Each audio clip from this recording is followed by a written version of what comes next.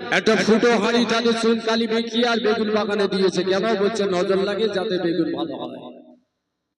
এগুলো পরিত্যাগ করা দরকার। তো আল্লাহ নবী বললেন, আনাস পানি নিয়ে আসো, পানি। হযরত আনাস রাদিয়াল্লাহু তাআলা পানি আনলেন। আল্লাহ নবী কুল্লি করে আনাসকে বললেন, যাও বাগানে সব গাছে ছড়িয়ে ছিটিয়ে দাও, তোমার বাগানের আবার স্বাভাবিক ফল ফিরে আসবে, আর কোনো ক্ষতি হবে না।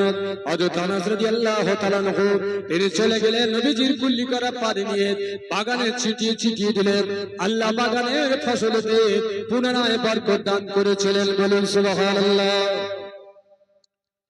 তাহলে খেজুর বন্ধ হলো কেন? হিংসা। তো নবীজি কুল্লি করে পানি দিলেন কি বলে? ফালাক পড়ে, নাস পড়ে। ক্যাসেট পাবেন, বলছেন তাবিজ করা শিরক। তাবিজ করা যদি শিরক হয়, দাদা হুজুর তো বোঝাতেন। 5 হুজুর কিবলা তাবিজ করেছেন, দাদা হুজুর করেছেন। তো দাদা হুজুর কি জানতেন না তাবিজ করা শিরক? আসলে নির্বোধরাই সঠিকটা বলে না। মাছের কাঁটা, সাপের হাড্ডি, গাছের শিকড়, পাখির হাড্ডি, রোগ মুক্তির জন্য যদি গলায় হাতে পরা হয় তবে হবে শিরক। কোরআন থেকে আয়াত, হাদিসের দোয়া গায়ে বাঁধলে কোনোদিন শিরক হবে না। তো আপনারা বলুন, পেটের ভিতরে 2 কিলো 2.5 কিলো করে পায়খানা আছে, আর 2 লিটার 1 লিটার করে পেশাব আছে। ওযু করে নামাজ যদি পড়ি, পেটে পেশাব পায়খানা আছে, নামাজ হবে না? হবে না। আর না যদি বলে হবে না, তো চামড়া উঠে যাবে। যে সারা পৃথিবীর সব মানুষের পেটে পায়খানা। তাহলে এই পায়খানা ব্লাডারের ভিতরে আছে, দুর্গন্ধ হয় না, গায়ে লেগে নেই। কিন্তু ওই পায়খানাটা যদি আপনার জামায় লেগে থাকে, ওযু করে নামাজ পড়লে হবে না। তাহলে হাতে যদি আংটি থাকে, তাতে যদি আল্লাহ লেখা থাকে, ওই আংটি নিয়ে বাথরুমে ঢোকা আপনার জন্য হারাম, না যায়, চলবে না। কেন? বাথরুমের ভিতরে আল্লাহ শব্দ, জিকির করা, কালমা পড়া, দোয়া পড়া চলে না।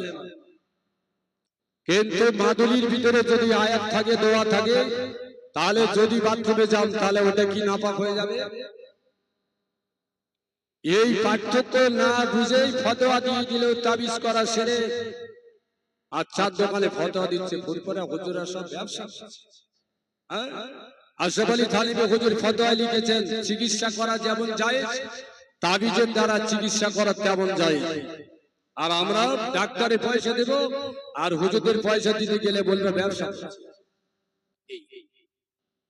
এই তো মানুষের চিন্তা ভাবনা।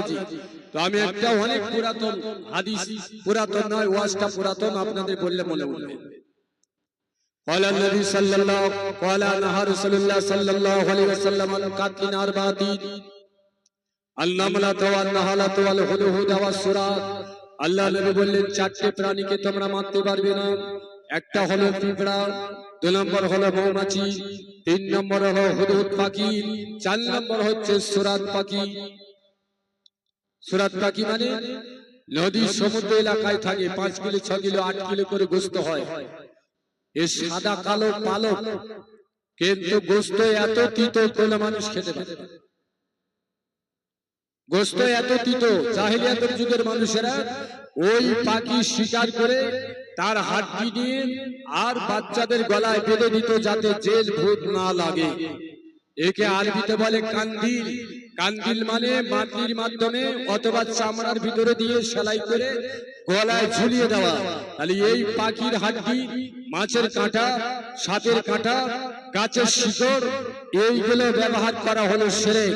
কোন আয়াত পড়ে ফুঁক দেওয়া, কোন আয়াত লিখে গলায় দেওয়া, হাদিসের কোন দোয়া শিরক না। ক্যাসেট খুললে পাবেন। আমি অনেক বলে ফেললাম, যেটা বলার জন্য বকবক করছি সেটা হলো এই। আর আনাস বিন মালিক রাদিয়াল্লাহু তাআলার প্রতি হিংসা করা হয়েছিল, আর নবীজি ফুঁক দিয়েছিলেন কি বলে? ফালাক আর নাস পড়ে। হযরত পাক সাল্লাল্লাহু আলাইহি ওয়াসাল্লাম মক্কার বুকে যখন দ্বীন ইসলাম প্রচার করতে থাকলেন, এই অবস্থায় মুসলমানের সংখ্যা যখন 13 হয়ে গেল, লাবিদ বলে একজন নামকরা জাদুকর ছিল, তার একটা যুবতী বেটি ছিল।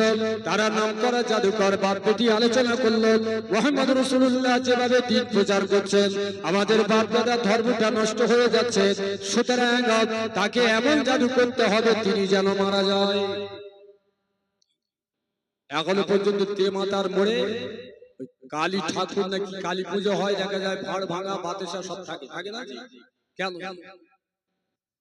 এখন অনেক করে, আর মুসলমান ছেলে অনেক চালাক, বলছে বাতাসা টাকা পয়সা যা আছে ওতে মুতে দিয়ে ওগুলো খাওয়া, মানে মুতলে সব শেষ হবে আর ওগুলো ব্যবহার করা যাবে কি?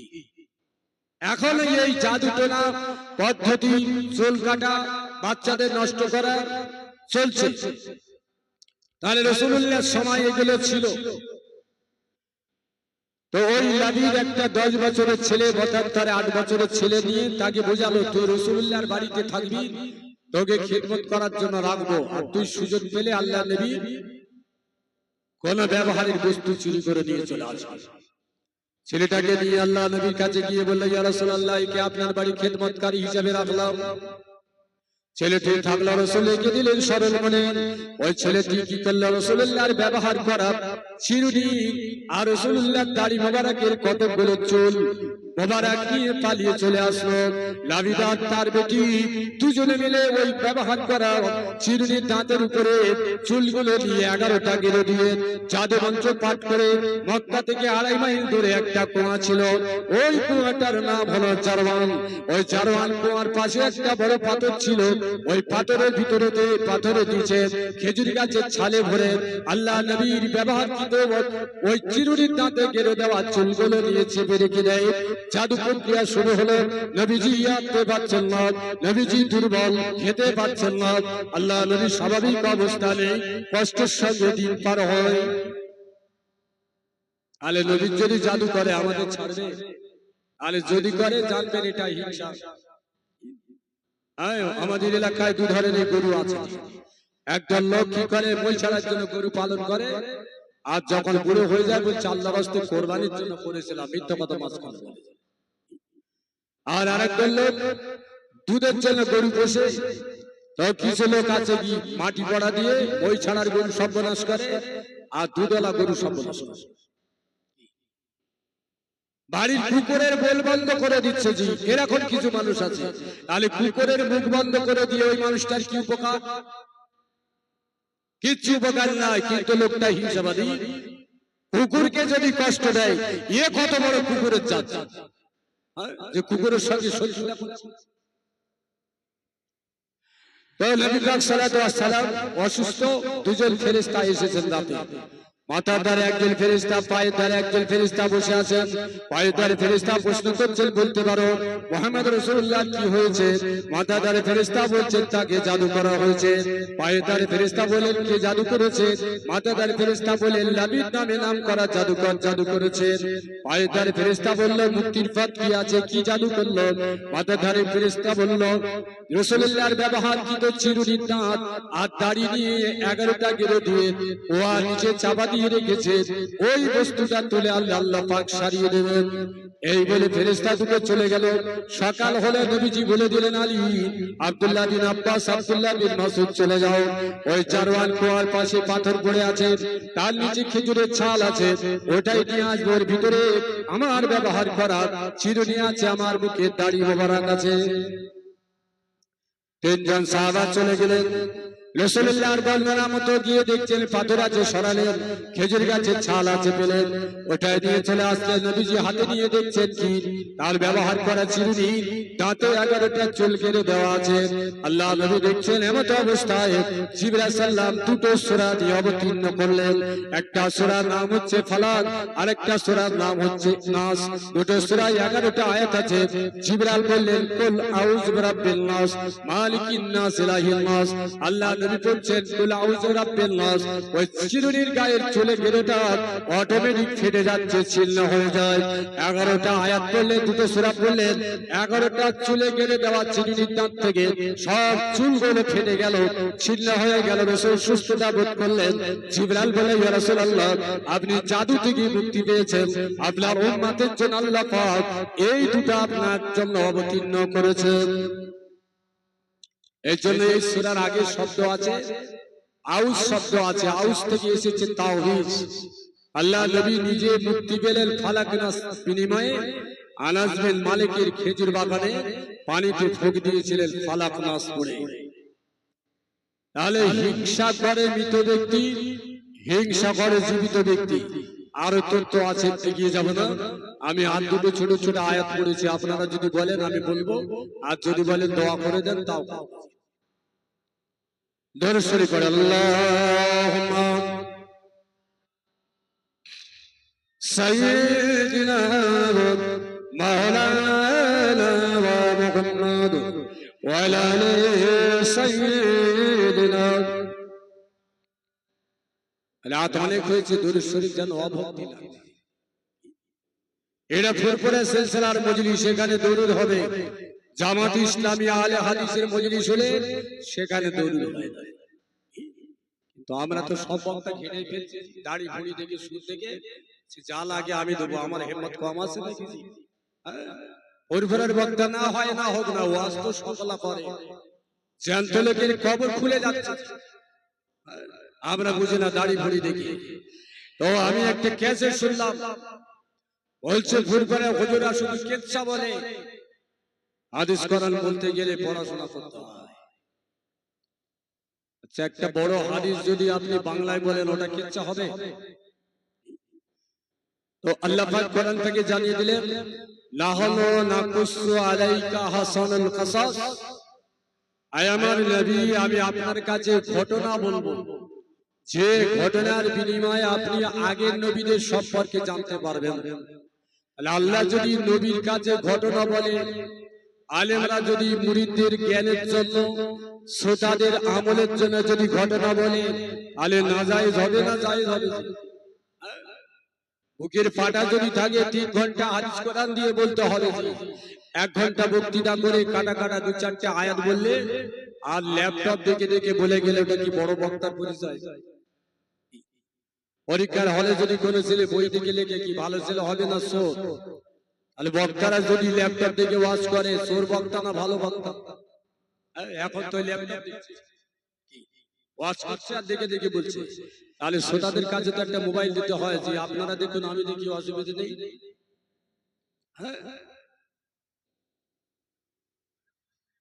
সেটাই তো বাবা, ভারী কপ্প নেই কিন্তু দাম বেশি। তো জয়নগর ময় এখন নকল পাওয়া যাচ্ছে। সোনারপুরে যেটা হচ্ছে সে জয়নগর, আর জয়নগরে যেটা হচ্ছে সেটা জয়নগর। তো রাসূল তার জীবনে কিচ্ছা বলেছেন কিনা, যা শ্রোতা আছে 2-4 জন উঠে যাবে আমার হাদিস শুনেছি। হযরত সামরা বিন জুনদুব রাদিয়াল্লাহু তাআলা বলেন, এই হাদিসটি মুসলিম শরীফের মধ্যে আছে। এত বড় হাদিস আল্লাহ নবী বর্ণনা দিলেন। সকালে ফজরের নামাজ নবী পড়লেন, পড়ার পরে বললেন, ও আমার সাহাবারা আপনারা বসে যান, বসে যান, আমি রাসূলুল্লাহ আপনাদের কাছে একটা ঘটনা বলবো। আর নবীজি নিজে বলছেন ঘটনা বলবো, আর বক্তা বলছে ঘটনা বলে যারা তাদের ইলম নাই। ফুরফুরা হুজুরা শুধু কিচ্ছা বলে। তোর বাপ যখন লুঙ্গি পরা জানতো না, ধুতি পরতো, ফুরফুরা হুজুরা কিন্তু লুঙ্গি পরা শিখেছে। কিন্তু সবে মাওলানা হচ্ছে কালকে।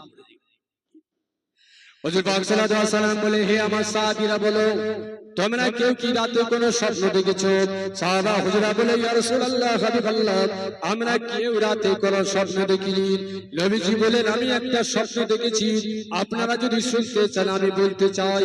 সাহাবারা বলে, ইয়া রাসূলুল্লাহ বায়্যাল্লানা, আপনি বলুন বলুন কি রাতে স্বপ্ন দেখেছেন? আলে নবী ঘটনা বলছে, মিশকাত শরীফে হাদিসটি আছে, মুসলিম শরীফে আছে। আল্লাহ নবী বলেন, আমি ঘুমিয়েছিলাম, 2 জন ব্যক্তি এসে আমাকে নিয়ে গেল ফাঁকা ময়দানের দিকে। যেতে যেতে যেতে যেতে আমি চলেছি, তারা আমার সঙ্গে চলেছে। গিয়ে দেখলাম কি, একটা লোক জমিনের উপরে বসে আছে, আর পাশে একজন ব্যক্তি দাঁড়িয়ে আছে।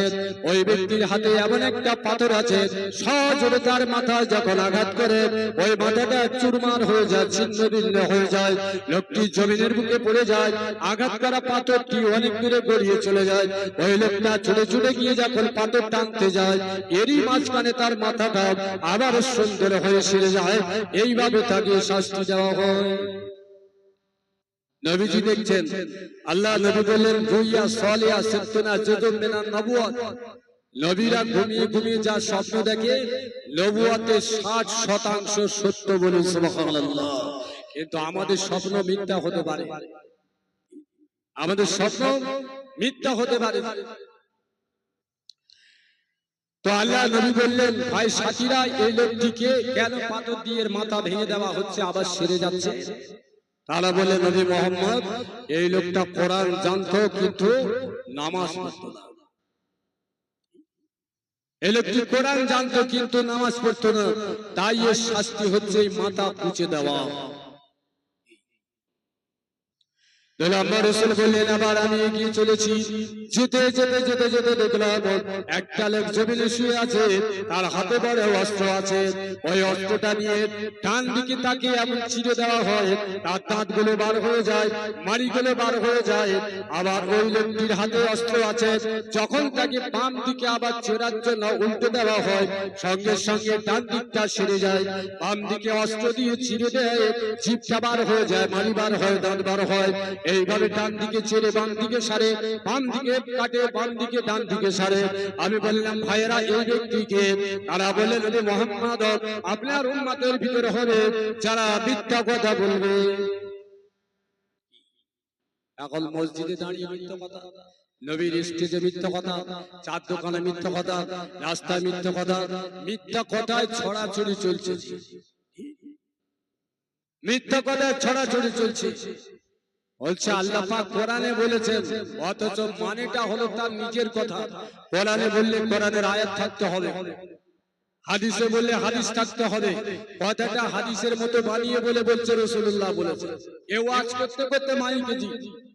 তাহলে এই মিথ্যাবাদীর শাস্তি ছিঁড়ে দেওয়া হবে, তার জবান চোয়াল ছিঁড়ে দেওয়া হবে, মাড়ি বার হবে, দাঁত বার হয়ে যাবে। নবীজি বলছেন আমরা কে কত ঠকানোর জন্য মিথ্যা কথা বলি, তার ঠিক আছে?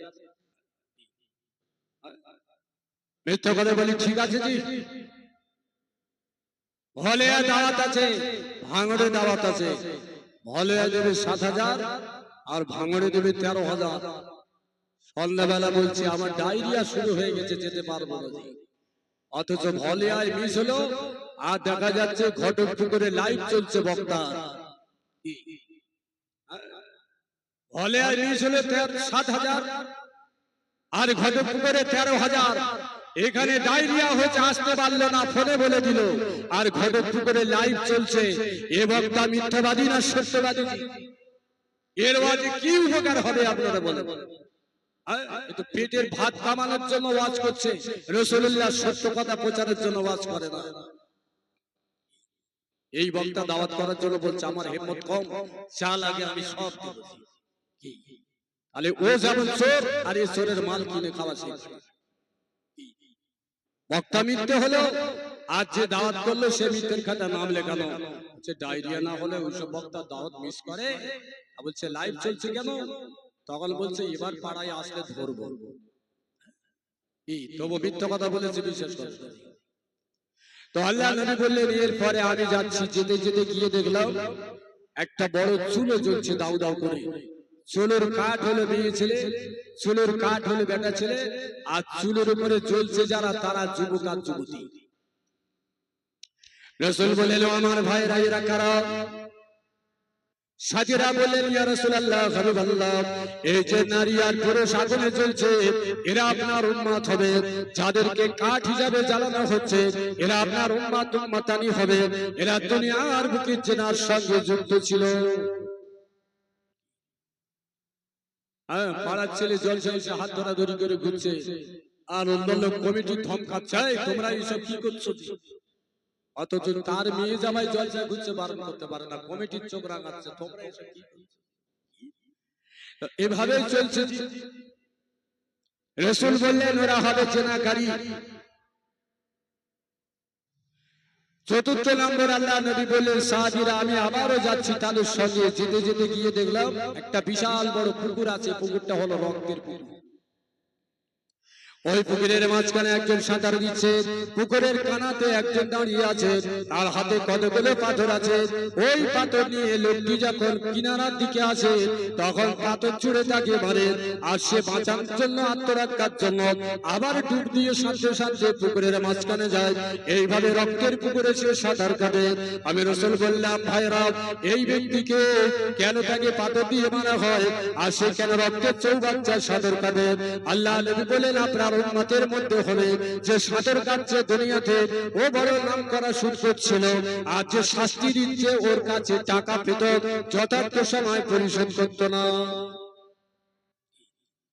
এই হাদিসটি মুসলিম শরীফের হাদিস। তাহলে নবী সাহাবীদের জ্ঞান দেওয়ার জন্য কিচ্ছা বলতেন, আর আমরা নিম্নমন্দ করার জন্য বলছি ফুরফুরা হুজুরা কিচ্ছা বলে। অত চাল্লা বললে না হলো নাকুসু আলাইকা, নবী আপনার কাছে আমি ঘটনা বলবো। এই প্রসঙ্গে একটা ছোট্ট মশলা বলবো, খুব বড় লম্বা চড়া না, আপনার অসুবিধা হচ্ছে জি? কেন সুদের কথা বললে আমার অসুবিধা হয় না? কমিটির কাছে বলবেন সামনে বছর রবি সাহেব বাদ থাকবে নাকি? তো কালকে একটা বক্তা গোবরে মারিয়েছে, কতগুলো ওয়াজ আমি শুনলাম। আমাদের এলাকায় গরুস্থানে যদি ঘাস হয়, কি করা হয় গরুস্থানে কবরখানায়? বড় বড় উলু ঘাস, হ্যাঁ, কেটে দেওয়া হয়। আর কি করা হয়? আলে ঘাস মারা ওষুধ দিয়ে ওটাকে মেরে দেওয়া জায়েজ আছে। গরুস্থানে আগুন জ্বালানো নিষেধ গরুস্থানে, কিন্তু ঘাস মারা তেল মারলে রোদের তাপে ঘাসগুলো মরে যায়। রোদের তাপে ঘাস কিন্তু ওই ওষুধের জন্য পুড়ে যায় না, রোদের তাপে ওষুধ পাওয়ার পরে ওইগুলো মরে যায়। উনি বলছে ওটা চলবে না, হাদিসে নেই। কি দলিল দিচ্ছে? বলছে আল্লাহ নবী দুটো কবরে শাস্তি হচ্ছিল খেজুর গাছের ডাল দিয়ে। তাহলে কবরখানায় যদি বড় গাছ থাকে আল্লাহর তাসবিহ পড়বে, ছোট গাছ যদি থাকে কি হবে? তাহলে বর্ষাকালে টোটাল গরুস্থানটায় যদি আপনার উলুতে ভরা থাকে, লোক তো জানাজা পড়ে মাটি দিতে ভয় করবে। তাহলে গরুস্থান সাফাই করা, আগাছা কুগাছা সরিয়ে দেওয়া, এটা শরীয়ত সম্মত। বড় গাছ থাকলে তাসবিহ পড়বে। তো বর্তমান যে সময় আছে বলে আমরা বই বার করেছেন, ফাকি মিল্লাত বলে একটা ফতোয়ার কিতাব 10 খণ্ড, তাতে লিখছেন গরুস্থানে আগাছা কুগাছা জ্বালিয়ে না দিয়ে ঘাস মারা তেল দিয়ে লবণ দিয়ে বিষাক্ত কিছু দিয়ে ও ঘাসগুলো মেরে দেওয়া যায়। এতে কবরের ক্ষতি হয় না, মাইয়েদের ক্ষতি হয় না, অন্য কোনো ইবাদতের ক্ষতি হয় না। 2 নম্বর, দাদা হুজুরের আকীদায় আমরা কবরের চাদর চড়াই না। নাহা রাসূলুল্লাহ সাল্লাল্লাহু আলাইহি ওয়াসাল্লাম নাকসুল হিজরা ওয়া তিন ওয়া সুরুজ আলাইহা, নবীজি বললেন কবর মাটির হোক, পাকা হোক, কাঁচা হোক, তোমরা কবরে চাদর চড়াবে না, বাতি দেবে না, কবরে সেজদা করবে না, কবর চড়াবে না। দাদা হুজুর বসিয়াট হুজুর আকীদা আমরা কবর চাপ দিই না। বিলিলা কবরে চাদর দেওয়া জায়েজ বলে। বলছে রাসূলুল্লাহর কবরে আছে, রাসূল আর একজন ওলি দুটো সমান। সে কাবার গায়ে গেলাপ আছে, কাবার গায়ে গেলাপ তো রাসূল দিয়ে গেছে। আর রাসূল বলে যেতে পারতেন কবরে চাদর দাও, এরকম কোন হাদিস পাওয়া যায় না। তাহলে আকীদা থেকে পার্থক্য, যেটা বলার জন্য বলছি সেটাই বলি। আমাদের ধোয়াঘাটায় গত বছরে জলসা এসেছে, তো আমি ওই জলসাটার পরপর 4 বছর গিয়েছি। গত বছর আমি দাওয়াত নেইনি, ইচ্ছা করে নি। 1 বছর 3 ঘন্টা ওয়াজ করলাম। ওরফেরাতে একজন হুজুর আসলেন, তাকে দিলেন 40, নগদ দিয়ে আসতে হয়েছে। আমি 3 ঘন্টা ওয়াজ করছি, আমার দিচ্ছে 7। তাও কমিটি দেওয়ার সময় মারামারি শুরু। একদল বলছে উনি দেশের ছেলে, তো ওনার আবার 7 দিতে হবে। তো আর একজন বলছে ওয়াজ করেছে যখন দিতে হবে। তো আমি গত বছর রাগ করে দাওয়াত নিয়ে নিই। তো বসিরহাট একটা হুজুর, আর এই হুজুর গতবারে গেল, যাওয়ার পরে বলছে কি ইসলামিক রাষ্ট্রে ব্যাংকের মালিক যদি মুসলমান হয়, কাস্টমার যদি মুসলমান হয়, ইসলামিক রাষ্ট্রে তাহলে ব্যাংকের সুদ নেওয়া হচ্ছে হারাম। অমুসলিম রাষ্ট্রে ব্যাংকের মালিক যদি হিন্দু হয়, কাস্টমার যদি মুসলমান হয়, তাহলে ব্যাংকে টাকা রাখলে ওই টাকাটা নেওয়া হলো মুনাফা, মানে সুদ খাওয়া। যতদিন ওয়াজ নসিহত শুনছেন, দেখছেন, পড়ছেন, কোনদিন এইরকম বক্তার কাছে ওয়াজ শুনেছেন ভারতবর্ষে সুদ খাওয়া বৈধ আর মুসলিম রাষ্ট্রে অবৈধ? আল্লাহ কোরআনে জানিয়েছেন হালাল্লাহুল বাই'a হারামা রিবা, বেচা কেনা হলো হালাল আর সুদ হচ্ছে হারাম।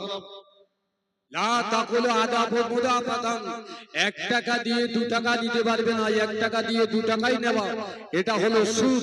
মুদাফাতান শব্দ এসেছে কি 1 টাকা দিলেন 2 টাকা হলো, 1 মাস আদায় করতে পারলো না, ওই 2 টাকা বেড়ে আবার 4 টাকা হলো। মানে ঘূর্ণয় নির্ণয় করে সুদটা বাড়া আল্লাহ পাক হারাম করেছেন। আর উনি বলছেন অমুসলিম রাষ্ট্রে অমুসলিম ব্যাংকের মালিক হলে মুসলমান যদি কাস্টমার হয় টাকা নিতে পারে, এটা হলো মুনাফা। মুনাফা কাকে বলে? যেটা লাভ হয় সেটা হলো ব্যবসা। ব্যবসায় লাভ আছে, লোকসান আছে। সুদ কোম্পানিতে কোনো লোকসান নেই, কেবল লাভ আছে। এই জন্য আল্লাহ পাক স্বয়ং হারাম করেছেন। ক্যাসেট খুললে পাবেন, এখনো পর্যন্ত পাবেন। এনাদের একটা হুজুর আছে, তার নাম হলো কি জুবাইর আহমেদ। দাড়িটা দেখবেন, ওই জাফরান লাগানো, মাথায় পাগড়ি। তিনি নিতে ছেড়েছেন। ফুরফুরার সঙ্গে আমাদের আকীদায় মিল নেই। ফুরফুরার অনুসরণ আমরা করি না, তোমরা ফুরফুরার অনুসরণ করো না। এনার নাম হচ্ছে জুবাইর আহমেদ, ইনি বেরেলি আলেম। আরেকজন আলেম মারা গেছে আমাদের সংগ্রামপুরে বাড়ি, মেদিনীপুর মুর্শিদাবাদে থাকতেন, নাম হচ্ছে গোলাম সামদানি। এখন তার কবরটা নিতে ছড়া, এর থেকে আরো বেশি ফুল কবরে ভর্তি করে দেওয়া হয়েছে। এই গোলাম সামদানি বলে গেলেন, তবলিগদের যারা কাফের না বলবে তারা কাফের। ফুরফুরাওয়ালারা তবলিগদের সঙ্গে মেয়ে বিয়ে দেয়, জামাই করে, সুতরাং এরা কাফের, তবলিগদের কাফের না বলা যাবে। ভালো সুরাত দাঁড়িয়ে রেখে দাওয়াত করছে, ও ভালো বক্তা, 20,000 টাকা ভিজি, আর তবলিগদের কাফের বলে দেবে, সুতরাং দাওয়াত করে নিয়ে আসো। এই তো হচ্ছে জি। তাহলে আমি কি বলছিলাম, কেচ্ছার কথা বলতে গিয়ে এদিকে চলে এসেছি। তো আমি আরেকটা কেচ্ছা বলছি, খুব লম্বা চড়া করবো না। আমার আরেকটি আয়াত আছে, তার উপরে কিছু বলবো। সবই একটা বাড়তে যায়, যা 2টো 2:30 পর্যন্ত চলুক নাকি। সামনে বছর যদি মরে যাই আর তো জলসা আসা, আর এই বছর কিছু কামিয়ে নিয়ে যাতে কাপড় টাপড় কেনা হয়। তো কালকে আর এই জলসা হবে না, 1 বছর পরে। তো আপনাদের কাছে অনুরোধ করছি, 8টা ঘন্টা সময় দেন। তো আল্লাহ নবী বললেন, বাজারে দেখবেন ওসিলা দিয়ে দোয়া চাওয়া হারাম। 10টা 12টা বক্তার ছবি পাবেন। তো নবী পাক সাল্লাল্লাহু আলাইহি ওয়াসাল্লাম, সাহাবীর নাম হলো মুসা আশআরী রাদিয়াল্লাহু তাআলা আনহু, তিনি বলছেন, আল্লাহ নবী অনেকগুলো জওয়ান সাহাবাদেরকে বলে, হে আমার জওয়ান সাহাবারা, আমি তোমাদের কাছে একটা ওয়াজ করব, ঘটনা বলবো, শুনবে? সাহাবারা বলছেন হ্যাঁ। নবীজি বললেন, 3 জন বন্ধু বরিশালে বাড়ি। ওই 3টে লোক বার হয়ে গেল, যেতে যেতে মাঝপথে এত ঝড় বৃষ্টি হলো, আত্মরক্ষার জন্য একটা পাহাড়ের গুহায় গিয়ে আশ্রয় নিয়ে নিল। ঝড় বৃষ্টি হলো, এত ঝড় হলো, পাহাড়ের উপরে একটা পাথরের চাই এসে ওই গুহার মুখটা আটকে দিল। তারা পাহাড়ের ভিতরে, গুহার ভিতরে আটকে পড়ে গেল। তেলবন্ধ বার হতে পারছে না, বহু বিপদের মধ্যে। 3 জন বন্ধু বলছেন, বন্ধু, এই বিপদ থেকে মুক্তি পাওয়ার জন্য যে যার মতো জীবনে বড় ভালো আমলকে করেছেন, সেই ভালো আমলের দিকে লক্ষ্য রেখে ভালো আমলের ওসিলা দিয়ে যদি দোয়া চাওয়া যায়, নিশ্চয়ই আল্লাহ পাক আমাদের দোয়া কবুল করবেন। পাহাড়ের এই গুহা থেকে পাথর সরে যাবে, আমরা পাথর গুহা থেকে বার হয়ে নিরাপদে বাড়িতে ফিরে যাব। আর দোয়া চাইবে কিসের বিনিময়ে? জীবনে যে ভালো কাজ করেছেন সেই ভালো কাজের ওসিলা। তাহলে ভালো কাজের ওসিলা দিয়ে দোয়া করা শরীয়তে বৈধ, আল্লাহর ওলিদের ওসিলা দিয়ে দোয়া করা বৈধ। বলছে না, দোয়া ওসিলাদের, ওলিদের ওসিলা ফরজ হবে না। তো এর উপরে 2-2.5 ঘন্টা বললে পরিষ্কার হবে। তো প্রথম ব্যক্তি তিনি বলছেন, বন্ধু আমি তাহলে দোয়া চাই। কি দোয়া চাইবো? আমি এই জন্য দোয়া চাচ্ছি, আমার বাড়িতে একটা গরিবের ছেলে এসে রাখাল খেলেছিল। আস্তে আস্তে সে যখন বেশ কিছুদিন সময় পার করলো, তারপরে ওই ছেলেটি তার বাড়িতে অসুস্থতার কারণে ফিরে চলে যায়। দীর্ঘদিন পর্যন্ত আর আমার বাড়িতে আসলো না। আমি তার মালিক হিসাবে যে কদিন আমার বাড়িতে খেটেছিল, সেই পয়সা দিয়ে আমি দুম্বা ছাগল কিনেছিলাম, গরু কিনেছিলাম, লালন গোয়ালে যখন ভরে গেল, ওই ব্যক্তিটা বুড়ো হয়ে গেছে, এমন অবস্থায় এসে বলতে থাকলো, ওগো মালিক, আমি আপনার বাড়িতে জন্মজুরি খেটেছিলাম, আমি কিছু পাওনার টাকা করি পাই, নিয়ে যেতে পারিনি, আপনি সেই পাওনার টাকাটা আমাকে দিয়ে দেন। আমি বিনা দ্বিধায় ওই রাখালটাকে বললাম, গোয়াল ঘরে যত গরু আছে, ছাগল আছে, সব তুমি নিয়ে যাও, সব নিয়ে যাও, এগুলো হলো তোমার। সে বড় খুশি হয়ে গেল। আমার ওই গোয়াল ঘরে ওই তার লালন পালন করা ছাগলগুলো বিনা দ্বিধায় সে দিয়ে চলে যায়। ওগো আমার আল্লাহ, আমি যদি তার প্রতি সদয় হয়ে থাকি, তার প্রতি যদি আমি সুন্দর ব্যবহার করে থাকি, আল্লাহ পাক ওই দিনের আমলের বিনিময়ে আপনি আমার দোয়াটা কবুল করেন। পাহাড়ের মুখ থেকে আপনি পাথরটা সরিয়ে সরিয়ে দেন। আল্লাহ নবী বলেন, হে সাহাবীরা, ওই লোকটি দোয়া কবুল হয়ে গেল। পাহাড়ের গোড়া থেকে কিছুটা সরে গেল, পাথরটা কিন্তু সবাই পার হওয়ার মতো উপযুক্ত পাথরটা সরল না। দ্বিতীয় একজন জওয়ান ছেলে তাদের মধ্যে ছিল, সে বলল, আমার জীবনের একটা নেক আমলের ওসিলা দিয়ে দোয়া চাইব। সাথীরা বলল, কি নেক আমল করেছো? জওয়ান ছেলেটা বলল, আমার একটা চাচাতো বোন ছিল, আমি তার সঙ্গে দীর্ঘদিন ভালোবাসায় সময় কাটিয়েছি, বন্ধুত্ব হয়ে গেছে। একদিন সুযোগ পেয়ে তাকে কাছে পেয়ে আমি তার সঙ্গে শারীরিক সম্পর্ক করব। তখন আমার বোন বলে ফেললো, ভাইজান, আমার সঙ্গে অসৎ ব্যবহার করে আপনি গুনাহগার হবেন না, আপনি জেনাকারী হবেন না, বরং আপনি টাকা পয়সা জোগাড় করে আমার বিয়ে করার জন্য যদি তেল মোহর আপনি ঠিক করতে পারেন, তেল মোহর দিয়ে যদি বিয়ে করেন, সারা জীবন আপনি আমাকে ভোগ করবেন, আমি আপনার গোলাম হয়ে যাব। আমার এই বোনের কথা শুনে এত নিকটে পেলাম, এত সুযোগ পেলাম, খোদা কি ভয় করে, পরকালের ভয় করে আমি ওই চাচাতো বোনের কথা শুনে আমি খারাপ কাজ থেকে দূরে সরে এসেছিলাম। ওগো আমার আল্লাহ, সেই দিন যদি সত্যিকারে আমি পরকালকে ভয় করি, আপনাকে ভয় করি, গুনার হাত থেকে যদি আমি সরে থাকি, ওই দিনের কথা, ওই রাতের কথা ওসিলা দিয়ে দোয়া চাই, পাহাড়ের মুখ থেকে আপনি পাথরটা সরিয়ে দেন। আল্লাহ নবী বলে, হে জওয়ান সাহাবারা, ওই ছেলেটির দোয়া কবুল হয়ে গেল। আল্লাহ পাহাড়ের গুহা থেকে মুখ থেকে পাথরটা কিছুটা সরিয়ে দেয়। বলুন সুবহানাল্লাহ। কিন্তু তিনজনের পার হওয়ার মতো উপযুক্ত হলো না। তৃতীয় ব্যক্তি দোয়া চাচ্ছে। বন্ধুরা, আমার জীবনের একটা ভালো আমলের কথা বলি শোনো। আমি একটা রাখাল দুম্বা, আমি একটা ছাগল চড়ানো রাখাল। আমার বাড়িতে ছাগল আছে, দুম্বা আছে, আমার বাড়িতে মা আছে, বাপ, বাচ্চা আছে, বিবি আছে, বাপ আছে। আমি ময়দানে ছাগল চড়াই। সন্ধ্যায় যখন ছাগল নিয়ে বাড়িতে ফিরে আসি, গোয়াল ঘরে ছাগলগুলো বাঁধার পরে আমি কি করি, তখন পর্যন্ত বিবির সঙ্গে, বাচ্চার সঙ্গে, মায়ের সঙ্গে দেখা করি না। আমি ওই গোয়াল ঘরে ছাগলগুলো বেঁধে, যাদের দুধ পাওয়া যায়, ছাগলগুলো দহন করে আমি দুধ তৈরি করি। দুধগুলো নিয়ে তারপরে আমার সাথে বাচ্চা আছে, আমার বিবি আছে, আমি সর্বপ্রথম আমার মাকে পান করাই, আমার আব্বাকে পান করাই, তারপরে বাচ্চাকে পান করাই, তারপরে বিবিকে পান করাই, তারপরে আমি নিজে পান করি। এটাই হলো আমার দৈনন্দিন জীবন। কিন্তু একদিন এই ঘটনা ঘটে গেল। আমি ময়দানে ছাগল চড়াতে চলে গেলাম, দুম্বা চড়াতে চলে গেলাম, ফিরতে দেরি হয়ে গেল। রাতে যখন ফিরেছি, আমার সাথের আব্বা মা ঘুমিয়ে পড়েছে, আমার বিবি ঘুমিয়ে পড়েছে। ছোট ছোট বাচ্চা ক্ষুধার কারণে তারা কাঁদছে, ছোট ছোট বাচ্চাগুলো চিৎকার করছে, আব্বা জান খেতে দেন, খেতে দেন, খেতে দেন। আমি চিন্তা করলাম বাচ্চাকে আগে খাওয়াবো, চিন্তা করলাম বিবিকে আগে খাওয়াবো, না চিন্তা করলাম আব্বা মাকে খাওয়াবো। আমি ছাগল দুম্বা গুলো বেঁধে দুধগুলো দহন করে নিয়ে এসে দেখি আমার আব্বা মা ঘুমিয়ে পড়েছে। আমি যদি আব্বা মাকে ডাকি, তারা কষ্ট পেয়ে যাবে। ওই আব্বা মায়ের পায়ের কাছে দুধের পাত্র নিয়ে দাঁড়িয়ে থাকলাম। সাদের কচি কচি বাচ্চাগুলো পায়ে লুটিয়ে পড়ে, আব্বা জান খেতে দেন, ক্ষুধা পেয়েছি, আব্বা জান খেতে দেন, ক্ষুধা পেয়েছি। বাচ্চাগুলোর মায়ার দিকে লক্ষ্য না রেখে, বাপ মার হাতের দিকে লক্ষ্য রেখে পায়ের কাছে দুধের পাত্র দিয়ে দাঁড়িয়ে থাকতে থাকতে সকাল হয়ে গেল।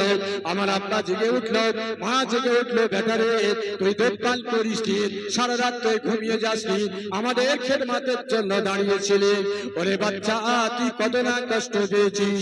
ও আমার আল্লাহ, সেদিন যদি বাপ মার হক আদায়ের জন্য সারা রাতটা জেগে জেগে জেগে দুধের পাত্র নিয়ে চলে দাঁড়িয়ে থাকি, সেই রাতের ওসিলা দিয়ে দোয়া চাই, আমার দোয়াটা কবুল করে নেন, পাথর গুহার মুখ থেকে পাথরটা সরিয়ে দেন।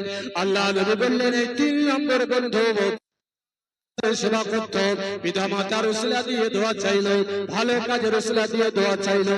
আল্লাহ পাক পাহাড়ের মুখ থেকে পাথরটা পূর্ণাঙ্গ ভাবে সরিয়ে দেয়। 3 বন্ধু ঝড় বৃষ্টি থামার পরে নিরাপদে গুহা থেকে বার হয়ে যে যার মতো বাড়িতে ফিরে যায়। ছেড়ে বলে সুবহানাল্লাহ। আলে নবীজি কিচ্ছা বলেছিলেন। আল্লাহ থেকে বহু আজ হয়েছে, মায়েদের সম্পর্কে মনে একটা দুটো হয়নি, সামনে বছর চাঁদা দেবে কিনা ভয়জি। তো আমি এটাই শেষ করবো, শেষ হাদিসটি বলে মায়েদের সম্পর্কে। আল্লাহ নবী মেয়ারাজে গিয়ে বাইতুল মুকাদ্দাসে নামার আগে একটা সুগন্ধি পেয়েছিলেন, কবর থেকে বার হয়েছিল সুগন্ধি। তো এই সুগন্ধি নবী পাক সাল্লাল্লাহু আলাইহি ওয়াসাল্লাম পেয়েছিলেন, জিবরাইলকে বললেন এই খুশবুটা কিসের খুশবু, কবর থেকে আসে। 3-4 বছর আগে একটা ওয়াজ ব্যাপকভাবে হয়েছিল, সাইফুদ্দিন হুজুরের কবর থেকে সুগন্ধি পাওয়া গিয়েছিল, আর আমাদের ট্যাংরা খালি একজন বলল ও কবরে শিয়ালের পায়খানা করেছে। এই বক্তাকে আমরা পয়সা দিয়ে দাওয়াত করে নিয়ে আসি। ও আমার ছাত্র, আমি যখন হরিপুরে ছিলাম তখন এখানে সপ্তাহে 2 দিন ক্লাস করতাম, পালিয়ে যেতেছি। যখন আমাদের এখানে চাপ দেওয়া হলো বেলেগাছি মাদ্রাসা পালিয়ে গেল। এইসব বক্তাদের ওয়াজ আমরা শুনে যাদের আকীদায় ত্রুটি আছে, ভালো গলা আছে, সুর আছে, থাকতে পারে। তো আল্লাহ নবী বলেন জিবরাইল এই কবর থেকে সুগন্ধি কিসের? জিবরাইল মাশাআল্লাহ, যার কবর ফেটে গিয়েছে জান্নাতের খুশবু আল্লাহ তার কবর থেকে দান করেছেন, বলি সুবহানাল্লাহ। হাদিস থেকে এসে জান্নাল কবরা রায়হানুম মিন রায়হানিল্লাহ, মুমিনের কবর হলো জান্নাতের বাগানের টুকরা, বলি সুবহানাল্লাহ। সব কবর সমান না। তো রাসূল বললেন মাশাআল্লাহকে, জিবরাইল বলে ইয়া রাসূলুল্লাহ, ফিরাউন ছিল, তার একটা বেটি ছিল যুবতী, আর যুবতী বেটির যে কাপড় পরিষ্কার করে দিত, মাথার চুলগুলো বেঁধে দিত, খাদ্য খাবার তৈরি করত, তার নাম হলো মাশাআল্লাহ। ফিরাউন জানতো না তার বাড়িতে চাকরি করত, ওই মাশাআল্লাহ গোপনে গোপনে কালমা পড়ে মুসলমান হয়ে গেছে। একদিন ফেরাউনের বেটির মাথার চুল সোনার চিরুনি দিয়ে আঁচড় দিতে দিতে মাথার চুলটা সাজিয়ে গুছিয়ে চালাতে চালাতে ওই হাতে চিরুনিটা মেঝেতে পড়ে গেল, ছনাট করে শব্দ হয়ে গেল। মাশাআল্লাহ চিরুনিটা তুলতে গিয়ে পড়ল বিসমিল্লাহির রহমানির রহিম। ফেরাউনের বেটি বলে, ওগো মাশাআল্লাহ, আমার পিতার বাড়িতে চাকরি করো, তোমার পেটের ভাত হয়, তোমার টাকা পয়সা দেওয়া হয়। আমার পিতা তিনি ফেরাউন, তিনি খোদা বলেছেন, তুমি তো মুসার খোদার নাম উচ্চারণ করেছো।